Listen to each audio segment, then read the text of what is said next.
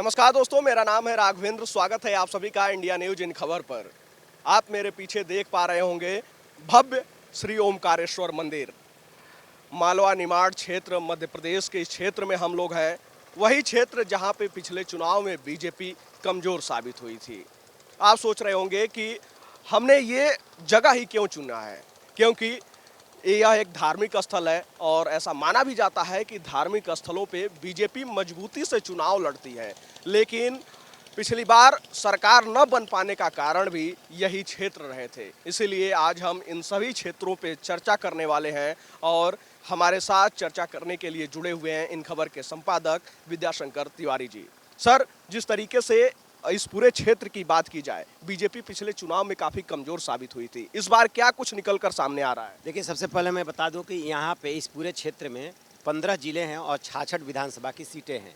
2018 के चुनाव में कांग्रेस यहाँ से 35 सीटें जीतने में कामयाब रही थी और जबकि 2013 में मात्र 9 सीटों पे कांग्रेस सिमट गई थी। बीजेपी 2013 में जो है वो 57 सीट यहाँ पे जीती थी और इसी ने सरकार बनवाई थी। 2018 में घट करके ये 28 पे आ गए।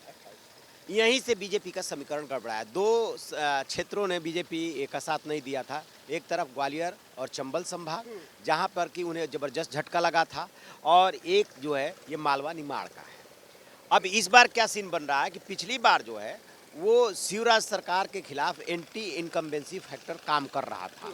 इस चुनाव में भी, यानी कि 2023 के चुनाव में भी शुरू में हवा बनी थी कि सरकार बदलनी है, अब की बार बदलाव की बारी है, बयार वही थी। लेकिन जिस तरीके से केंद्रीय नेतृत्व ने, खासतौर से प्रधानमंत्री नरेंद्र मोदी ने और सीएम शिवराज ने मेहनत किया है पिछले 1-1.5 महीने में, उसके बाद से स्थितियां बदली हुई दिखाई दे रही है। बदलाव की बयार का असर अब उस तरीके से नहीं दिख रहा है। जैसे कि हम इसी जिले की बात करें, खंडवा जिले की बात करें, तो यहाँ पे 4 विधानसभा की सीटें हैं। मंधाता है, हरसूद है, खंडवा है और पंधाना है।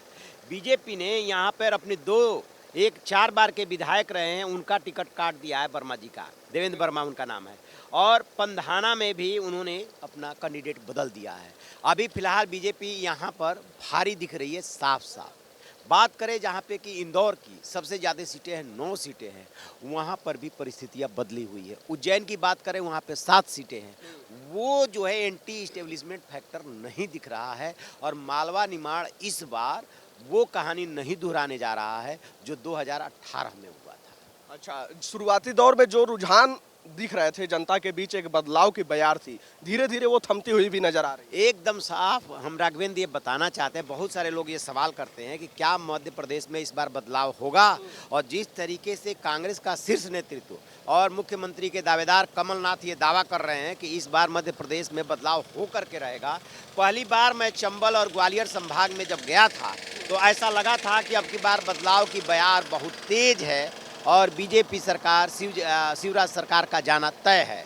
लेकिन 1.5 महीने के बाद जब हम उस संभाग में भी गए, बिंद में भी गए, महाकौशल में भी गए और अब आए मालवा निमाड़ में, तो ये देख रहे हैं बहुत ही कांटे का मुकाबला है और बीजेपी ने तेजी से अपने को इम्प्रूव किया है। बिल्कुल, मालवा निमाड़ की बात हो रही है तो इसमें इंदौर, ये तमाम ऐसे बड़े बड़े शहर आते हैं जहाँ पे युवा भी रहते हैं।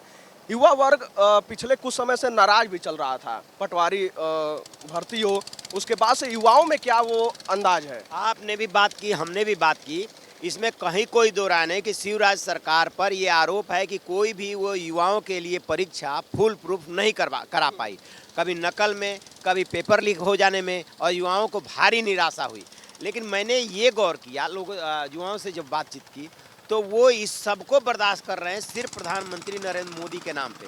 जो शिवराज से नाराज हैं वो कह रहे हैं कि हम तो मोदी के लिए वोट डाल रहे हैं। मोदी के लिए वोट डाल रहे हैं। और इन सब चीज़ों पे धार्मिक स्थलों का कितना प्रभाव है, जैसे कि राम मंदिर का मुद्दा हो। देखिए, क्योंकि हम लोग छत्तीसगढ़ में भी गए थे, मध्य प्रदेश में भी हैं, हर जगह उस बात की भी चर्चा हो रही है।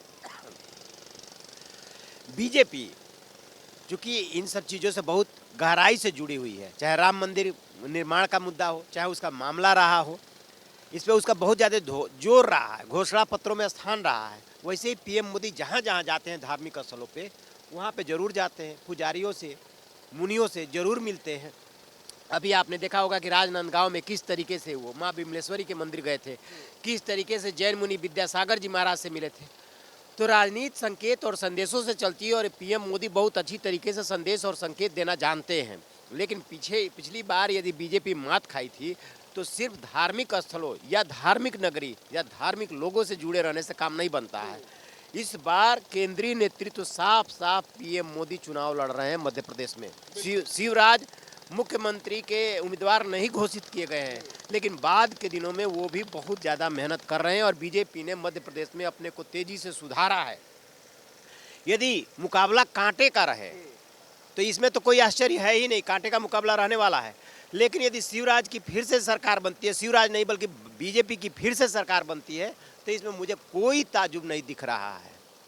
जो कांग्रेस कह रही है, कांग्रेस के बातों में एक महीना पहले तक दम था, लेकिन आज तो मुकाबला 50-50 का है, कांटे का है और उसमें पलड़ा किसी तरफ झुक सकता है, क्योंकि अभी 17 नवंबर को मतदान है और उसमें बीजेपी के तरफ भी पलड़ा झुक सकता है।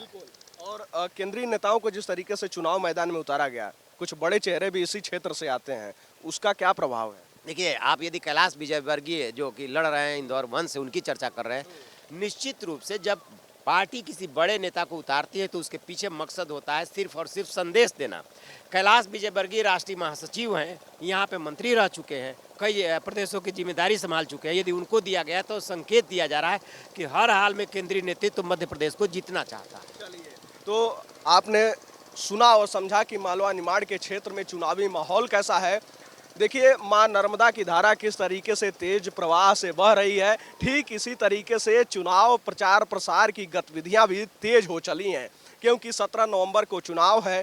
अब यह देखना होगा कि मालवा निमाड़ और पूरे मध्य प्रदेश में जनता क्या फैसला सुनाती है, यह तो 3 दिसंबर को ही पता लगेगा। फिलहाल इस जानकारी में इतना ही।